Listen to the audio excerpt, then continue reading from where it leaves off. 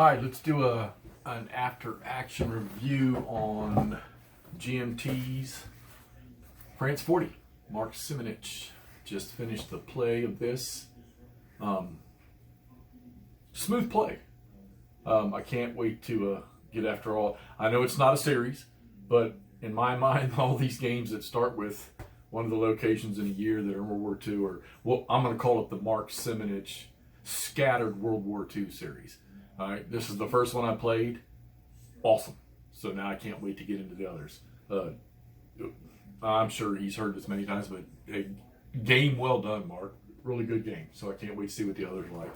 It's just a one mapper, which beautiful map. Right here shows everything from the river around the Sedan area, and it goes all the way to the channel. And it's got two maps in it. Because it's two different scenarios. You got Sickle Cut, which is the one I played right here, which was the breakout of the Panzer divisions around Sedan across the river, and then racing to the coast. I didn't get to the coast, and I did not meet the objectives as the Axis player. Before we talk about the play of the game, wanted to comment about one of the standard things in pretty much any military simulation computer game that you play, and you hear it, people joke about it in some games, and that's that random number generator. All games have it, whether it's computer or whether it's a board game, maybe in different formats, but the dice roll is your that could be your ultimate fog of war, I guess. You're in a combat and you've got to roll for a rifle squad when, let's say, 8 guys are shooting their weapons. And a high roll is going to be a devastating fire from them, and a low roll will be non-devastating or just something weak or almost not even non-existent. Well, I'm a veteran and I'm a combat soldier. That die roll is perfect for that, because it just, you have the possibility that you might fire and not hit a darn thing. Your fire might be erratic or scattered and not even touch an enemy soldier, or you snap that tank round off too fast at an enemy armored vehicle and it doesn't hit its target. Or you fire that perfect shot, that high roll. And I think that's perfect. In using that in a game, and I especially find that when I'm playing, solo, me against me, because, the one thing for sure is you can't hide from yourself what you're doing as your other self on the other side of the map. So you always know what you're going to do, and you can always counteract that. So having that fog of war in that die roll can really make you change what your intention was with a move or a combat, and make you go in a different direction. And I think there's your fog of war right there. I think that allows you to play a lot of games solo and be able to change your strategy or your objective at a moment's notice, to change the decision that you have, the what you wanted to do, a die roll on a certain event or a certain combat or whatever. All of a sudden now you've got to change and go a different direction. So always keep that in mind when you're thinking about playing a game. Yeah, you know what you're going to do, and you can always counteract whatever movement you make on one side. You can counteract it with the other side. There's games that have different ways to manipulate that so that you can't just automatically counteract what you did on one team with your other side. That dice roll can change all that. So even if you think that, oh, this isn't fun playing this by myself, it can be. Let that dice roll will do that for you. And I learned that in playing this game, that I was not able to break out with those Panzer divisions, get across that river, get some bridgeheads across that river, and get those panzers on the move to the coast, because of the die rolls in combat. I was getting the wrong results for that to happen. I wasn't giving myself the opportunity to move something and conduct any kinds of overrun. And you got to get that first hole in there to start getting those troops through. And then, depending on where that hole was, you may have to decide to move divisions from one place to another and get them through that hole. And it could be completely on the other side of the map. So keep that in mind when you're playing. There is fog of war no matter how you see it when you're playing by yourself. It's there in one form or another. And if it's not there, you don't feel it's there, create a system for yourself that'll do it, you know. Maybe rolling a dice to determine, okay, am I going to attack with that unit, or is that unit going to run away, or are they going to defend? Create yourself a dice rolling system. I think there's a system on Board Game Geek that somebody created called the Solo system. I've looked at it. It looks very, very interesting, and it's card-based. And I haven't been able to give it a try yet or get the cards downloaded, but that seems like a possibility. All right, France 40. Mark Simonitch game design, GMT Games 2013. Two scenarios in it. Sickle Cut, which is Guderian's drive to the channel, and Dynamo is the retreat to victory. I got to assume that means all the Allies retreated to Dunkirk, and they were allowed to get on boats and go back across the channel to Great Britain, which we all know how the rest of the story goes. 1944, they come back, and they win the war by 1945, middle of 1945. All right, so this game creates those two. I played the Sickle Cut scenario, and like I say, the first 5 or 6 turns, I couldn't break out. Just could not get out. When I finally did, it was too late. So the sequence of play is pretty simple. It starts with the German player turn. It's in his initial phase, you've got air units in the Sickle Cut scenario. You have six of them, 5 of them, or 6 of them. And on the first turn, you can use those in multiples for an attack. So if you wanted to put a couple of air units on an attack that a Panzer division was making to give them column shifts, you could do that. After the first turn, you could only use 1 per attack. You couldn't put multiples in there. So you would have the 5 or 6 that you could use in different attacks to help. And you get a column shift to the right. So on the German initial phase, at the start of the turn, those get flipped over to their ready side so that they're ready to be used. Then you have the German movement phase. Now, this sequence play is very simple. So German movement phase, you get your reinforcements, put them in their entry areas, and then you conduct your movement. Now, movement in this game it's obviously hex to hex. The Germans don't have any rail movement in the Sickle Cut scenario, but it's simple hex to hex. And and this is interesting because most games, when you're going to use like an extended type movement, you can't start next to an enemy. Well, not in this game. You can start next to an enemy, but to leave his zone of control and movement, the first hex costs +2 movement points. All right? And you can still use extended movement as long as you don't go back into an enemy zone of control during that movement. So a Panzer division, which I think one of the German Panzer divisions, probably the most elite one, had a movement factor of 8. So if he didn't move next to an enemy unit or into an enemy zone of control, he could effectively move 10 hexes. He's not on the board right away. Most of them are 7, so they could do an extended movement of 9. So you could start next to an enemy zone of control, or in an enemy zone of control. You could move out and still use extended movement. It just costs you 2 movement points to get out of that zone of control.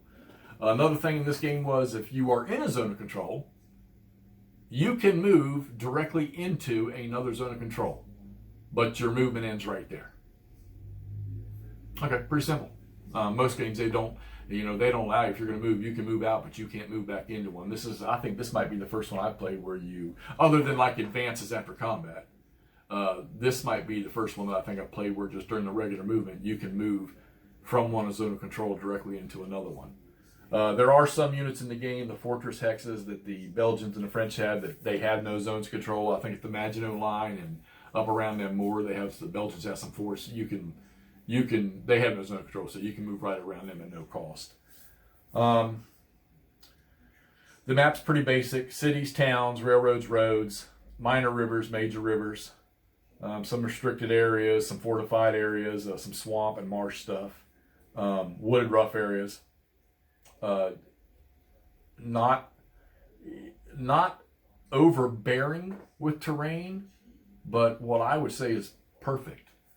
in my opinion. I mean, they're very, very pleasant maps to look at, and they don't just hurt your eyes when you look at them. They're actually very, very useful, and they're set up well.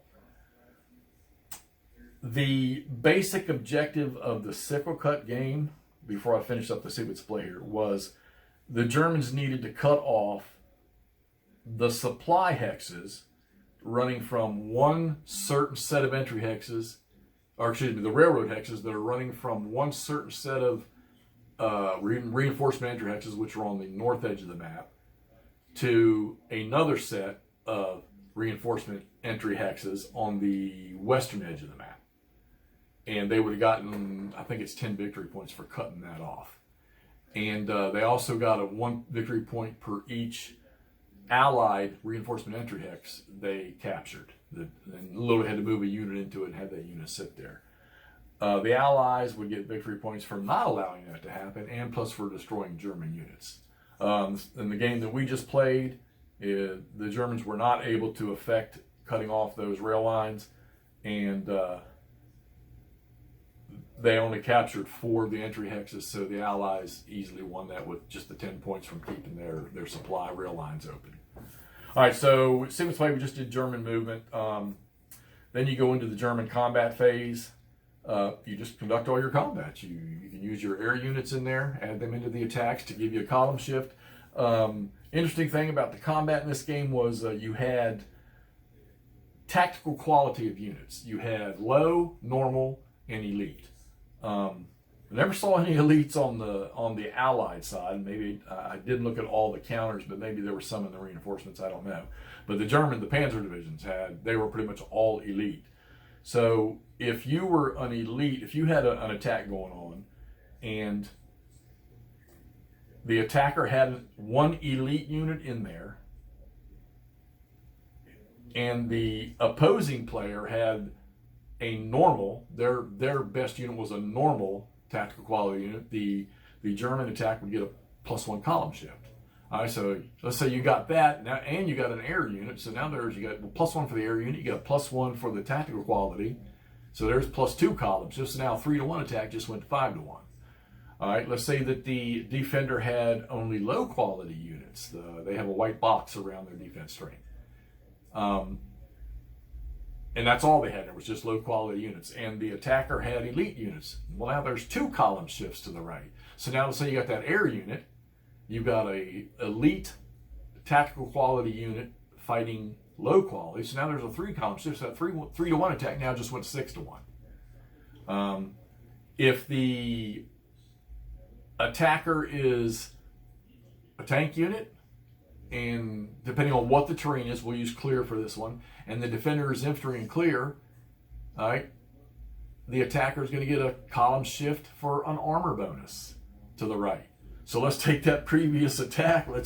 You got 1 air unit, you got elite unit that's armor, that's tank, against low quality infantry, all right, in the clear. So now you're getting the +1 column for the air, you're getting +2 for the elite quality compared to the low quality. You're getting a +1 armor shift. So now you just got that 3-to-1 attack now just went 4 columns to the right, and it's now 7-to-1. So you can get some good attacks using it.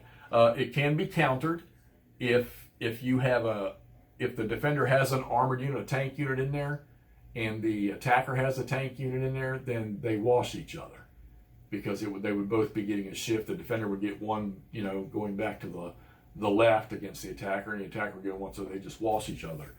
The exception to that rule is the British tank units. There's some of those. Most of them were the DCRs. The De Gaulle unit was 1. The heavy tank units have a yellow box around their strength. They're going to get the armor shift no matter what they're fighting. And I have to think that this represents the fact that the French actually had more armor, and from everything that I've watched in documentaries and just lessons, is they were actually better tanks. They just did not know how to use them. But I knew that the armor on those Hotchkisses, those H-35s, and a couple of them, the R-30s and the whatever, they had thick armor on things. Germans just knew how to use their armor more efficiently. The funny thing about that is between the World War I and World War II, when, of course, Germany was not allowed to have but such a certain size military, they were sending officers to schools in England, military schools, to learn how the tank was used on the battlefield, how armor was used on the battlefield. And they took that back and they developed a much better system that obviously came into fruition during World War II. Poland, France, Barbarossa initially. Even when they were getting it handed to them towards the end of Russia, they were still, they just didn't have the numbers, but their tactics were still far more sound than anybody else's. Even us Americans, when we went over there in World War II, it was the numbers. When they say to deal with the Tiger, it was you needed 3 to 1 or 5 to 1. I can't remember what it was to deal with the Tiger. Okay, so German combat, you do your combat. The cool thing about combat is depending on what your result was, if you drove the defender out of there, and there are multiple results on the combat, but if you drove your defender out of there, you would get a certain bonus for advance.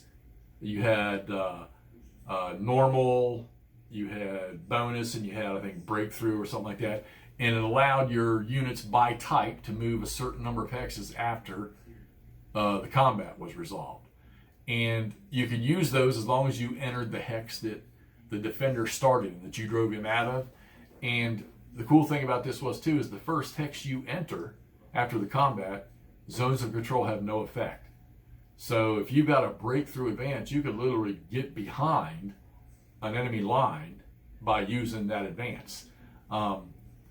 And you could also do overruns using your advance after combat. So if you did an attack, you got a breakthrough, or any one of the advances, it doesn't matter, any one of the advances. Let's say you got a breakthrough advance and it was a tank unit, they could move 4. So you could break through, go through that defender's, the hex they exited, move 2 hexes, and there could be another unit sitting there. Let's say the defense strength on this unit was 2, and you had 14 attacking strength, and you moved adjacent to them. Well, now you can do an overrun on that unit. It has to, I believe it has to be a 5 to 1 odds or better before you can do it. And there's a table for that too that tells you what dice you have to roll to make it successful. It might tell you, okay, yes, you can do it, but go use on the combat results table, use the 3 to 1 column and do an actual combat. Or it might just say, yes, your overrun was successful. The unit you were getting ready to overrun, they are now retreated 2 hexes and put into full retreat. And they could continue to do that as long as they had advanced points, advance after combat movement points. And this could trigger a chain. So if you had 3 stacks attacking 1 and they got a breakthrough advance, you could move stack number 1 out, he could do some overruns, and here comes stack number 2, follows them, and then stack number 3 follows and does something else, runs something else. Didn't have to be the same unit, it could be any unit in its path when it advances. Defenders will get an option when they lose a combat or certain results where they can do a determined defense, whereas you, excuse me, you can decide, well, I don't want to leave the hex. I need to hold these guys up. I need to sort of fight tooth and nail and not retreat. Certain cases where you can roll for a determined defense and possibly not retreat. Maybe you end up taking a step loss and you stay in the hex, or maybe you don't. Maybe you take a step loss and you have to retreat too. So there's a risk to it, but you can do it. So that's pretty much how combat works. Then you move to the recovery phase, which you remove your disruptions from any of your units. If they're adjacent to an enemy unit, you got to roll a dice. I think it's on a 5 or 6. You can move their disruption. If not, they remain disrupted. If they're in supply and they're not in a zone of control of an enemy unit, you remove their. Well, actually, you know what? If they're not supply, but if they're just not adjacent to an enemy zone of control, or they're not adjacent to an enemy unit, they can remove it without any penalty or any dice roll. You want to get those disruptions removed, because if you get disrupted and you're disrupted on your next movement phase and you are next to an enemy unit, you've got to move away. You cannot move into a zone of control while you're disrupted, so you have to move away. If you are The second stage of disruption is a full retreat. If an enemy unit moves adjacent to you, you have to immediately retreat. It's 2 or 3 hexes more. So you want to get those removed. I didn't have that too much with the Germans. I think maybe 2 units through the whole thing got disrupted and they recovered. It was usually because of their own combat. But the French, the Allies, they multiple at all times. So, all right, then you move to the supply phase. I never had a supply issue in the game other than with 1 or 2 Allied units. And I got to attrition, had to roll for attrition on one. So if you're out of supply, you get the first level of supply, out of supply marker put on them. Next turn, if they're still out of supply, it gets flipped over to the second version, which is a red color. And then you got to start rolling for attrition. I think I had to roll for attrition on 1 unit and it was no effect. So he just stayed out of supply. All right. And then the Germans have this special phase called GQG phase. They have these 6, and it's only for sickle cut scenario. They have these 6 markers they start with at the start of the game, and they can put them on during their supply phase, or during this GQG phase. They can put them on Allied units anywhere on the board. And then they roll 2 dice, and they remove, the GQG markers are number 1 through 6. And then they roll 2 6-sided dice, and whatever 2 numbers come up, you take those 2 GQG markers off and you put them back in the box on the side of the map. The ones that are remaining, they affect the units they are on, which allows them to only move 2 hexes. They retain everything, but they just have really no movement whatsoever, and it's just to slow them down. Maybe it's to show indecisiveness, or maybe it's to show air interdiction by the Axis, by the Germans' air power. But and if a unit moves in there into a hex and stays into a hex with a unit that has that, then they become part of that it's the whole stack becomes part of that GQG marker. And then that changes each turn. You can reset them, move them around. And then I think starting on turn 3 or 4, you start to remove, starting on turn 3, you start to remove one of the markers each turn. It goes it's out of the game pile. So then there's only 5. 2 turns later, there's only 4, and it just dwindles itself out to where there's only 2 left that the Germans can use. And then it switches over to the Allied player turn, and the Allied player pretty much does the same thing the German does. Initial phase, air units, and sickle cuts. So he gets to flip all his headquarters. In the sickle cut scenario, the headquarters units for the Allied powers are like the air units for the Germans, except for that headquarters unit, just like the air unit for the Germans, can be used 1 time during the turn for a combat, and he has to be within 7 hexes of the unit involved in the combat. Now you'll notice that these pluses for air and headquarters are only when they are attacking. There's no defensive bonus for those. So during that initial phase for the Allies, any Allied non-disrupted headquarters unit, he gets flipped over to his non-disrupted side. He gets if they're on their used side, they get flipped over to their non-used side. So if you had a headquarters unit, they can only move 2 on their fully organized side, their front side. If you needed to move them farther, you can flip them over to their used side, which gives them a movement allowance. I think it's a 5. And then if you use extended movement, that's 7. But if you do that, they can't be used to add a column shift during combat. So get them into position, which for the most part at the start of the game they are, but get your headquarters into position where they can, which I never really used them, I think maybe once or twice, because I didn't do a whole lot of attacking as the Allies. I didn't need to. It was just sort of cushioning the blow from the Germans and putting units in the right place so the Germans couldn't break out.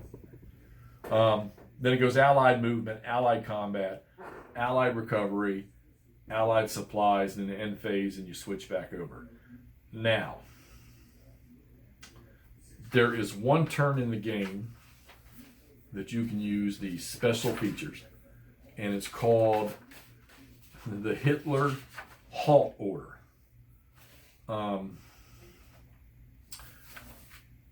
There are 6 halt markers, much like these GQG markers.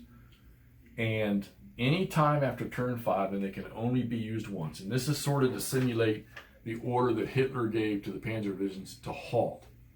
let everybody else catch up. Don't move, don't attack anymore. Which I think he did that twice, and the Panzer Division commanders just ignored it and went on their way and kept driving. And then the second time, they listened to him and they stopped. So there's 6 of these markers called halt markers that the Axis or the Allies can use anytime starting with turn 5. Use them one time, and they can place them on any stack of units that has a mechanized unit in it, which pretty much means a tank or armored reconnaissance. But they have to. You can only go on ones that are west of the farthest western non-mechanized unit. So in my game, it turned out I had 2 Panzer divisions that were the only 2 that were farther west than any non-mechanized unit. And then, much like the GQG markers, you roll 2 dice, and whichever numbers are on the dice, those are the ones you remove. So I think I had used number 3 and number 5 because there were only 2 units I could put them on. I rolled the dice, I rolled a 5 and a 6, so number 5 came off, and the only one that was under that effect of halt was the number 3. Didn't matter because those units didn't have enough to get to the final objective in order to cut those rail lines, those supply lines off. And that's pretty much how the game functions. Pretty simple. You need to get after it with the Germans. You need to attack. You need to fight, and just hope that your dice rolls will not bust your units up. One of the cool things is when you got an exchange result, you don't see this in many games either, but a few. If you got an exchange result in combat, both sides lose 1 step. The cool part is it's the enemy player gets to choose which step is lost on his opponent. So naturally, when that would happen with the Panzer divisions, they get an exchange result with an Allied unit. The Allied unit obviously is going to take the strongest Panzer unit in there and flip him to his weak side. And I had probably 4 or 5 of those where that happened. So, and that kind of stung a little bit. Get those Panzer divisions stacked together. Stacking is, there's a mark on the side of each counter in a box, tells what their stacking strength is, or their stacking number, and you can only have 7 in a hex. The Panzer divisions, as long as, they usually have like 3 units in each division. If they were all 3 together, they only counted for, I think it was 2 stacking points, 2 or 3. So you could have 2 Panzer divisions, which if you added all their numbers together were like 9 each, so like 18, but they only counted for like 3 each. So you could have 2 divisions stacked together in 1 hex. There's no die roll modifiers in this game. You have column modifiers. You have strength modifiers for terrain, for supply status, things like that. You have the charts right here. You have the determined defense table. You have the attrition table for those that are in out of supply status 2. Disengagement table wasn't used in this scenario. That's the ability to actually pull away from an enemy unit instead of fighting. The overrun table, that's the one I say where you had to get 5-to-1 odds. And this overrun is only used in advance after combat. They have another rule in there that during a movement phase, if you move enough strength points adjacent to an enemy unit to where the odds would be 10-to-1, it's an automatic DS on the combat results table, which means the defending unit is automatically shattered. He takes a step loss, and he's got to retreat and go into full retreat. But the attacking units that cause that, they can't move any farther. Their turn's done right there on the spot. And you have a marker that you put on them that says Auto DS so that you know that they can't be used for anything else that turn. There's your explanation here of what your combat results are. There's a lot going on there. A lot of options, which is kind of cool, but really none of it's difficult at all. And then your train chart on the other side. Tech notes, simple. What it costs to move into them by mech and non-mech. If there's combat in that hex, can the unit get an armor shift? It's just no or yeah. The effects on combat, usually it's whether the defender is doubled or the attackers have. If you get units in a hex where, like I said, they're getting attacked across the river and they're in a city, you don't double their strength twice. You only do it once. And you have this 1 hex retreat option. So if you go through a city, usually when you retreat, it has to be 2 or 3 hexes. A city allows for you to retreat only 1. and any advance going through it, if it tries to go through a city, it stops immediately. So you can get a breakthrough advance of 4, but if you advance into the city, you immediately stop, even if that's your first hex, doesn't matter. And that's pretty much the simple of the game. 5/8 inch counters. Single map for each scenario. Counters are very nice, very easy to read, colorful, so that you can see who's attached to what. Informational counters. It's not extreme. There's a good number of counters here, so that it doesn't look thin, but it's not an overbearing amount of counters.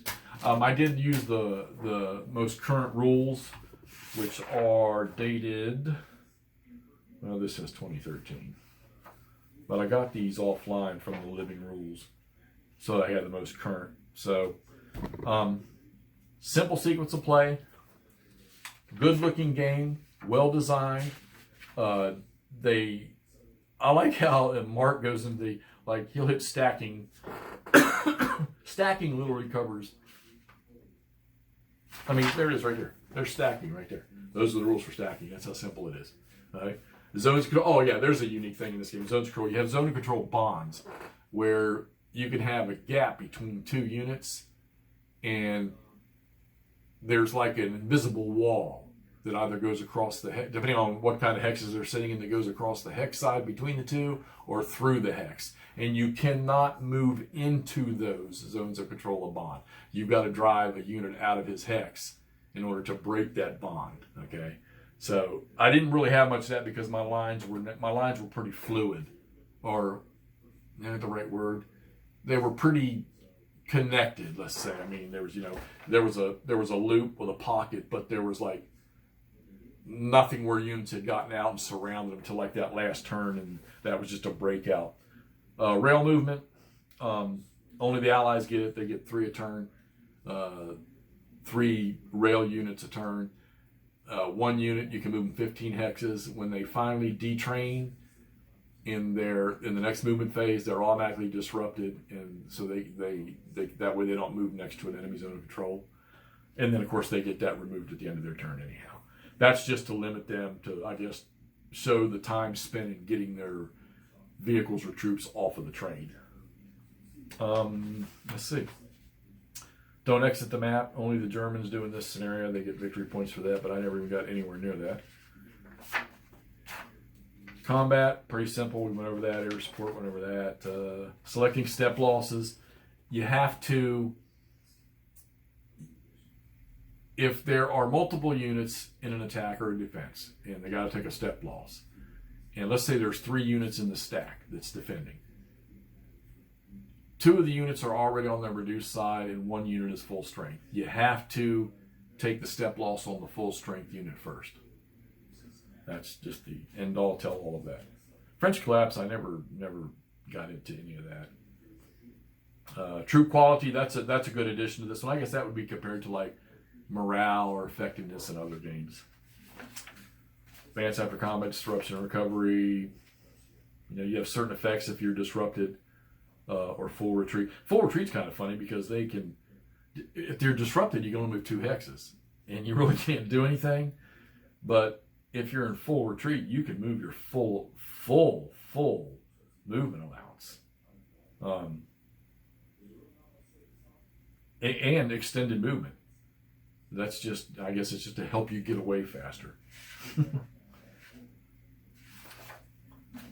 Went over the Allied headquarters. Fortifications in here, they're cool, but it's just a column shift. You can use those as a lead unit when you're doing your determined defense, and if you got to suffer a step loss, you can use the fortress instead of the unit that's in it.